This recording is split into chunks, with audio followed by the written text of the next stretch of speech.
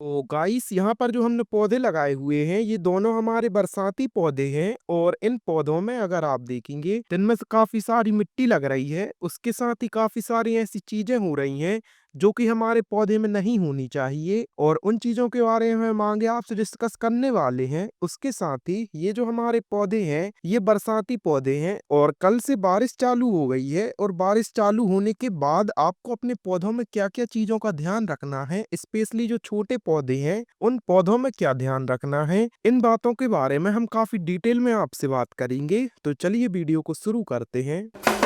तो गाइस यहाँ पर जो हमने पौधा लगाया हुआ है ये है हमारा कद्दू का पौधा। उसके साथ ही यहाँ पर जो लगा हुआ है ये बीन्स है यानी कि बरबटी का पौधा है और ये काफी बड़ा हो गया और ये वाला भी अब बड़ा होते आ रहा है। और उसके साथ ही यहाँ पर जो हमारे दो पौधे लगे हुए हैं ये हमारे हैं बैगन और ये है हमारा शिमला मिर्च का पौधा। इसमें शिमला मिर्च भी आई हुई है काफी सारी। और अगर हम बात करें कि हमें अपने पौधों में किस बात का ध्यान रखना है तो जब भी बारिश होती है तो हमारे जो गमले की मिट्टी है ये मिट्टी उचक उचक के हमारी पत्तियों में लग जाती है।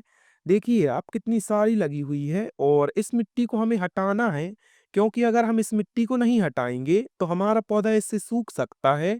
क्योंकि ये मिट्टी जो है इसमें काफी सारे बैक्टीरिया होते हैं जो कि मिट्टी से निकल के डायरेक्ट हमारी पत्तियों में आ जाते हैं और हमारे पौधे को नुकसान पहुंचाने लगते हैं। जैसे देखिए आप इसमें पहले से था और अब हम इसको साफ कर रहे हैं तो ये साफ नहीं हो रहा है। ऐसा करके ये हमारे पत्तियों को नुकसान पहुंचाता है और अगर हमारी पत्तियों को नुकसान पहुंचाता है तो हमारा पौधा खराब हो सकता है। इसलिए ही आपको इस चीज का ध्यान रखना है कि आपके पौधे में जो ये मिट्टी लग रही है इसको आप पानी से धुल दें अच्छे से ताकि हमारा जो पौधा है ये सेफ हो जाए इन सब चीजों से। देखिए आप कितनी ज्यादा मिट्टी आई हुई है इनमें और इस मिट्टी को हमें याद से साफ करना है। उसके साथ ही जैसे ही कंडीशन इसके साथ भी बनने वाली है तो इसकी भी आपको मिट्टी साफ करनी है। और उसके साथ ही यहाँ पर जो हमने बैगन लगाए हुए हैं इनकी जो मिट्टी थी इसमें हमने अभी फिलिंग की है दोबारा से।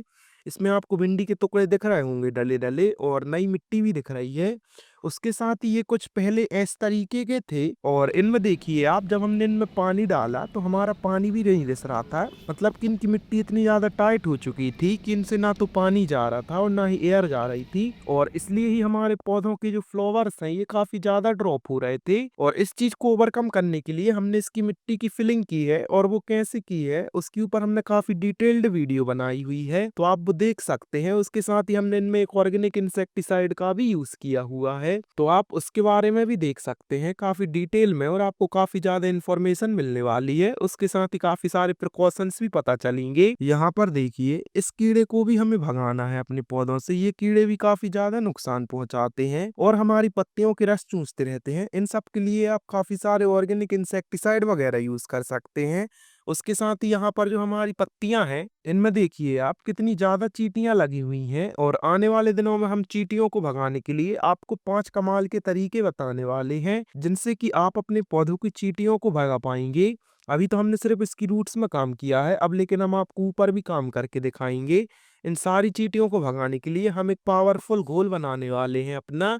उसकी वीडियो आपको आने वाले दिनों में देखने के लिए मिलने वाली है। और अगर हम बात करें हमारे इन पौधों की तो इन पौधों में एक तो काम हो गया कि हमें इनकी मिट्टी साफ करते रहनी है टाइम टू टाइम। जब भी पानी गिरता है उसके बाद आके आप थोड़ा सा पानी ही डाल दीजिए पौधे के ऊपर से तो वो धुल जाएगी। और अगर मिट्टी सूख जाती है जैसे कि हमारी इन पौधों की सूख गई है तो आप इसमें फिर हाथ से साफ कर सकते हैं। इनको ऐसे रब करके यहाँ पर देखिए आप मिट्टी लगी हुई है तो इसके सिरप करके आप साफ कर सकते हैं। और चलिए उसके साथ ही आपकी जो ये मिट्टी है ये जब सूखती है तो सूखने के बाद इसको आपको अच्छे से खुदाना है। अगर आप इसको अच्छे से खुदा देंगे 1 से 1.5 इंच तक तो आपकी जो मिट्टी है वो इन पौधों जैसी टाइट नहीं होगी। और अगर इनको आप अच्छे से खुदा देंगे तो आपके में एयर का इनटेक आउटटेक होता रहेगा, रूट्स को एयर मिलती रहेगी। उसके साथ ही आप जो भी फर्टिलाइजर्स इनमें देंगे वो भी अच्छे से मिलेगा आपकी रूट्स को। तो आप इस चीज का ध्यान रखिएगा कि आप मिट्टी भी खुदाते रहें। जैसे ही आपकी मिट्टी सूखती है, अभी तो गीली है तो हम अभी नहीं सुखा सकते इसको,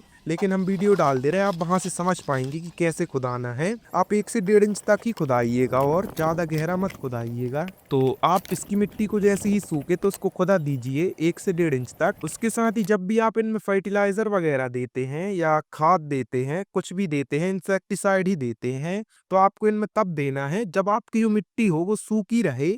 और हाँ, आपका जो ड्रेनेज होल है वो भी अच्छा होना चाहिए, आप उसको चेक कर लीजिएगा।